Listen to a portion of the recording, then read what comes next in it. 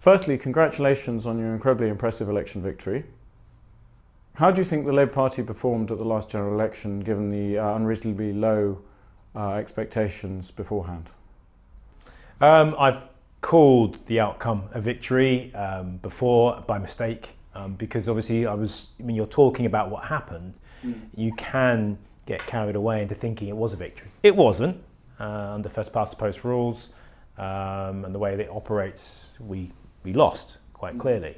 But I think from where the party came from in terms of expectations, as you mentioned, and to where it ended up, I think to all intents and purposes, it sometimes felt like a victory. Yes. I think in terms of vindication for those on the left who were saying that actually it was possible that we could achieve a lot more than many people were giving us credit for, I think many people will feel in that sense it was also a victory.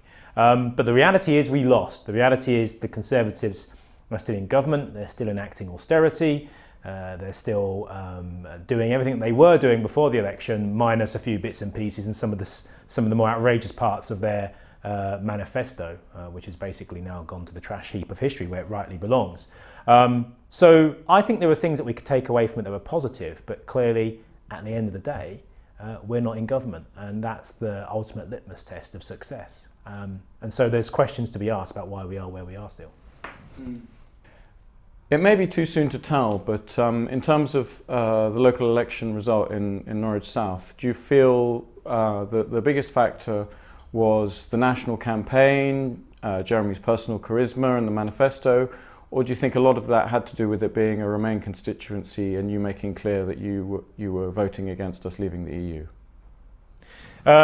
Proper politician's answer, hedge my bets. I think it was a combination of all of them. Yes. This is probably one of the most complex elections that I've come across, say that I was involved with. I think, compared to 2015, this felt very complicated. I think the outcome in Norwich South is down to a number of factors. I think the fact that Jeremy Corbyn inspired people who haven't voted before, I think that was a factor. I think the paucity of ideas, or definitely the negative ideas within the Conservative manifesto was also part of that. They ran a very bad campaign. I think, as someone said, you couldn't put the Tory election campaign, you couldn't create it in a test tube in a scientific kind of laboratory and come up with a worse campaign, but they managed to do that. They had a very, very bad campaign. But I think it's wrong to say that the Tories simply lost the election and or lost the narrative, lost their impetus, lost their lead, and Labour benefited from that. I think Labour did play a part in the outcome of that election. They closed the polls in a way which no one expected. And I think one of the reasons for that was the manifesto. I think it was a fantastic manifesto. I think in many ways it was a kind of reset. It was a kind of good, strong, social democratic manifesto, one that I think if you'd been transported from the 1970s into the early 21st century here and now, you wouldn't have felt out of place reading it. But it also talked about things about in the future as well in terms of industrial strategy. I was really proud to have a small part to play in that, talking about climate change and so on and so forth.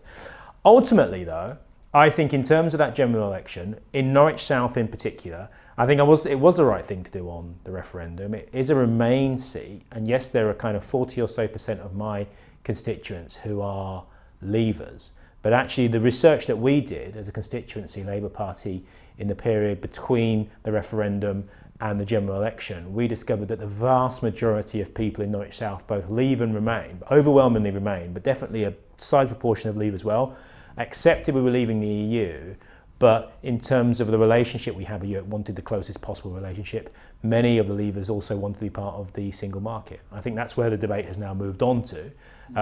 Do I think that my position had an impact on the local result? Yes, I do. I think even if I'd remained on the shadow cabinet and backed and signed Article 50 throughout both stages of it, I think probably, in all likelihood, I would have won. I just don't think it would have been as big a win as it was. I think that did have an impact for a lot of people. And I also think as well, it's important to think longer term. So a lot of people build up a relationship with the local MP. I know many people say there's some statistics now saying only 6% vote for the local candidate. but that's 6%. When you go down to a tight race, that's the difference between winning and losing. So I think that relationship you build with the electorate, that, listen, I stick to my principles. I said I would do this if this happens, or this doesn't happen. I did it. And I think that was, I think people respect that. So I hope it will have a long-term impact on the constituency. What do you say to those who point out that it seems wrong to vote in favour of having a referendum on an issue and then opposing implementing the result because the result didn't go the way you wanted to? And if the party followed you along that logic, surely we'd lose a lot of connection with our working class grassroots voters that voted to leave. There are a couple of points there. The first thing is, I think it's quite clear. I voted to the second reading of Article 50. I voted to trigger it because I genuinely believe that you had to respect the outcome of the referendum, which was to leave the European Union. And triggering Article 50 was a very painful for me part of that process. And I got a lot of stick for voting for it, but I thought it was the right thing to do because I had 40% of my constituents who did vote leave, or 40% of the outcome turnout of that referendum result.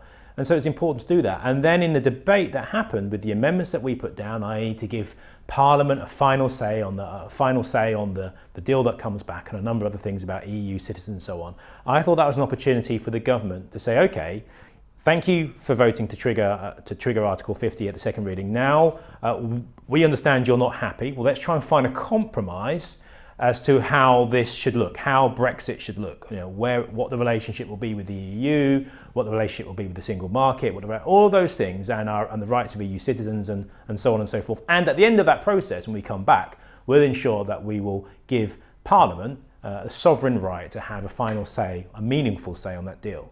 And I thought that was worth going through the amendment stage. As it turned out, the government basically threw all of that out and said it's our way or the highway, and Parliament will have no meaningful vote. So in that sense, many of the people who voted leave voted to take back control. But take back control where? To hand it to the executive? No, to take back control and give it to the sovereign body of this country, which is Parliament. And that's not what the government were offering. So I think in that sense, you have to be quite clear what was on the table wasn't necessarily what was on the tin during the referendum. And I think it was quite right, given what my majority of my constituents had said, and what I think was right as a matter of principle, to vote the way I did, which is that actually, no, we shouldn't be triggering Article 50 under those conditions.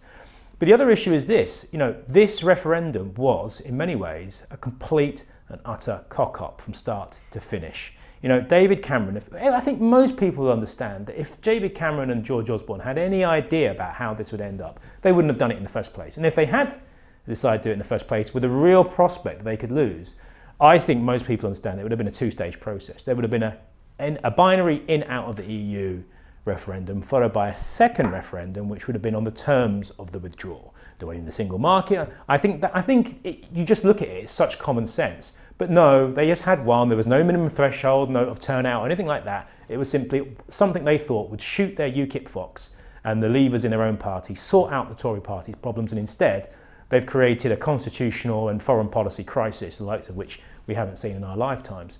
So I think what's happening now is lots of politicians, including Theresa May and the government, are all trying to interpret what a very vague vote to leave the EU now looks like. And that's part of the problem. Theresa May was saying, no Brexit, no deal is better than a bad deal, etc., etc.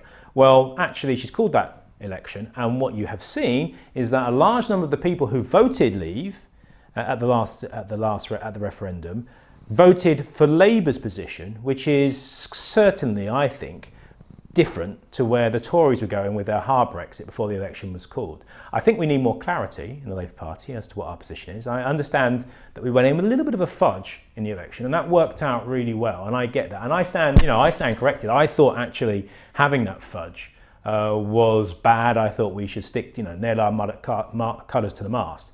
But actually it worked out pretty well, pretty good. And people voted not just on leave, on remain, they voted on security, they voted on jobs, they voted on what they thought their future, on hope, some people would say. And I think that has shown people that this debate on the future of our country doesn't just have to come down to immigration or not, but it can also be about issues of security. And I think that's critical because it showed us that actually ultimately at the bottom of it all, security and the economy is what people are voting on. And that might have manifested itself in terms of the referendum, but actually as a party we came up with policies and a manifesto of hope, and I think that had an impact. A recent party membership research project showed that as much as 77%, and that's up 7% in recent years, of party membership is from the upper and middle classes, and only 23% from the working classes. What can we do as a party to increase our membership amongst the working class groups? Well, first of all, I think it's important to say that people inside political parties make up 1.5% of the country, and in many ways we are, for want of a more polite term, weirdos for being inside a political party. I think that's the first thing. I think secondly, I think historically the Labour Party there has been an imbalance, and you can check the figures, but I think there has been an imbalance in between the number of people who come from a working class background and kind of AB1, so to speak. And that has fluctuated, but definitely believe that over time. How do you begin to attract more working class people into the party? I don't think you do it by simply going for the lowest common denominator in terms of policy. I just come from a discussion actually where we were talking about social conservatism versus kind of liberal opinions and a kind of liberal social liberals. And we each, in politics, you often say, well, I'm in this camp, or I'm in that camp, and that actually there are many working class people who are in the socially conservative camp, and therefore you in the kind of liberal opinions camp don't listen to them and dictate to them and tell them and patronise them, when actually their views are just as valid. I think, first of all, what you need to do is you need to be able to find a kind of common language and a position to be able to say, oh, actually, what is it we all want? And I think what most people want is security, and they want to know that economically they have a stake, they have some kind of say, some kind of ownership, some kind of identity, some kind of self-worth in the community and the environment that they live in. And I think if you can kind of find a language which allows both those two groups who want pretty much the same thing to begin talking to one another, I think that's critical, and that's something that politicians, members and people outside of politics alike are going to have to do if we're to bring together those social, what I would call those forces, those progressive forces, people who want to see a better world, a fairer world and a fairer society and economy. But there is this, and the issue, the example I would give is my white working class family, my mum's side. I'm quite clear that they were a product of the 1970s and 60s, and my granddad and nan and granddad, I know for a fact, would be considered, if they had those opinions in this day and age, as racist.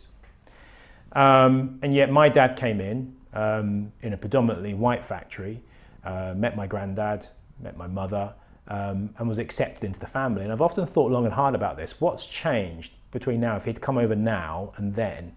And I think it's about the fact that he came over to a community that was confidence in it, had confidence in itself. It had, they were in trade unions, they had council houses, in terms of their income, the jobs, there was a job market, full employment was part and parcel. When I say full employment, I'm not talking about gig economy, I'm talking about full employment with jobs which actually paid you enough to live, to work. You had council housing, you had public services. We were one of the more fair economies in Western Europe at the time, near where the Scandinavian countries, not quite there, but near there. And so my dad came into that, as did many people from where he came from, into an environment where people felt empowered, they felt safe, and they felt relatively secure.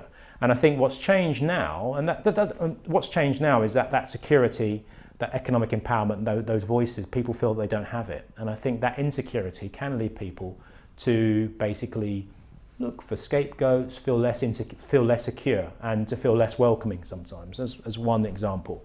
So ultimately, I think what the manifesto has shown, what the manifesto in the last election has shown us is something that many people have been talking about, which is that ultimately, if you have a fairer society, social justice, social and economic justice, I think then you begin to develop an ability to have a language which both sides can understand. And also you have people are far more able to then look outwards with confidence into the world. And at the moment, I think there's a sense that people feel disempowered, people feel nervous, people feel insecure, and I think as a consequence, people begin to become slightly far more inward looking, and that's unhealthy. So I think as politicians, as the Labour Party, how do we reverse that? And that comes down to good old social and economic policies, and I think it will come in time. If we can convince enough people that there is a way that we can achieve that, then I think it will have implications for how people perceive the world and their place in it. So now that you're head of the APPG on unmanned warfare, how do you plan to comment on making the wars that the UK fights with its allies, often unbeknownst to the public? You know, how do you envisage speaking more about those?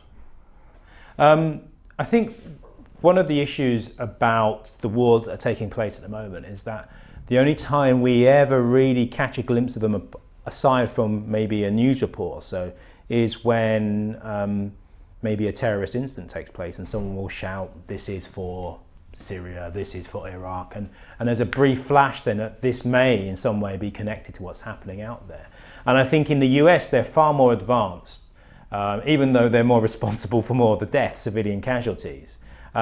They have a far more strategic approach to civilian casualties. So in the US, they've admitted to around about, I think about since the war in Syria and Iraq started 2 or 3 years ago, since the bombing campaign, the coalition bombing campaign started, conceded that about 4,500 civilian casualties. I think some of the non-government organisations, NGOs, say that it's substantially higher in their opinion, but there's dialogue between the two. And the Americans see civilian casualties as a strategic issue, i.e.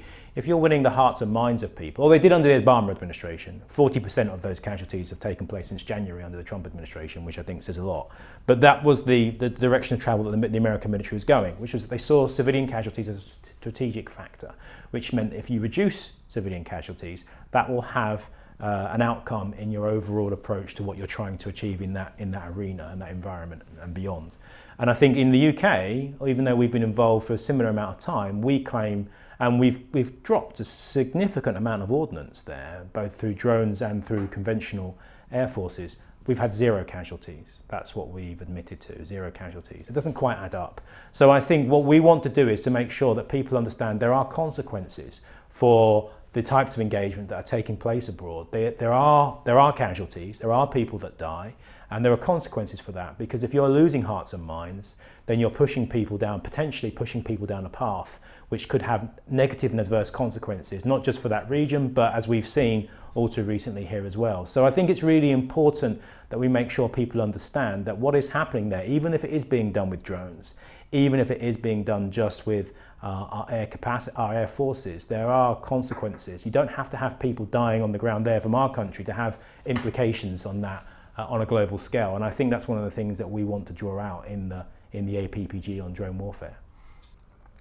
Do you feel that unmanned weaponry is a safer route to war for our troops, or do you worry that the depersonalization involved and the fighting experience makes it too detached from the horrors of war and simply leads to more killings of civilians and enemy combatants alike?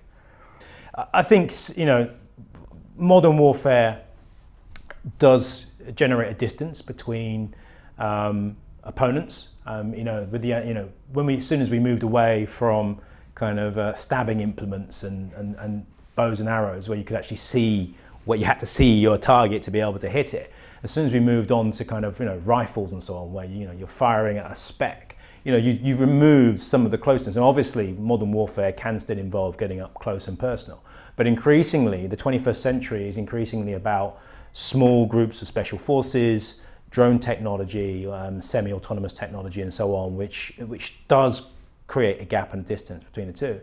That is something that needs to be looked at, and I think people are looking at. And I think obviously the consequences of being able to sit in a hermetically sealed room and push a button and kill someone, then that's something that needs to be looked at. What I think, and I think what an increasing number of people understand, is there's a couple of things. First of all, if this is the route that 21st century military technology and engagement is going to go down, then we need the proper parliamentary and legislative procedures to be able to have transparency and accountability. And at the moment, that isn't sufficient, if at all existent in this country. So if you want to have drone technology, autonomous weapon systems, and so on and so forth, then we need to have the mechanisms to ensure that as democracies, we have a say and the transparency to be able to make decisions on what is right or wrong in that arena. So that's the first thing. But I think the other thing is the kind of the moral component, the moral dimension.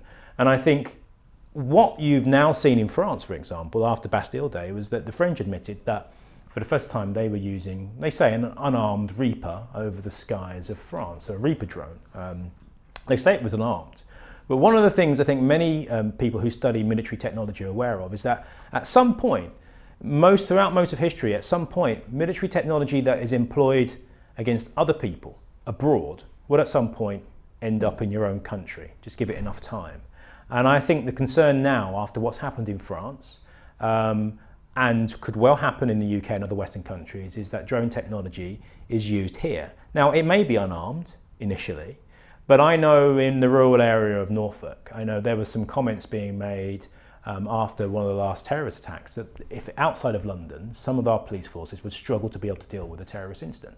Now, it's not a massive leap of deductive logic to think, well, some bright spark in the MOD or the security service will say, well, having a couple of drones flying over the United Kingdom would decrease our response times and be very cost effective.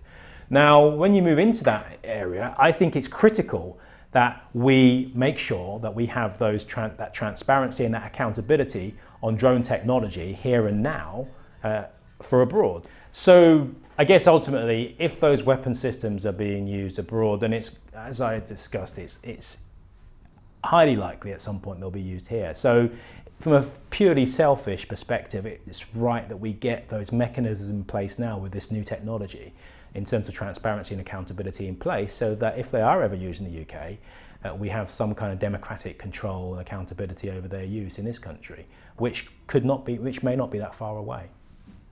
We've just seen the launch of Britain's new aircraft carrier. Do you think it provides value for money, or and what should our defence priorities be moving forward?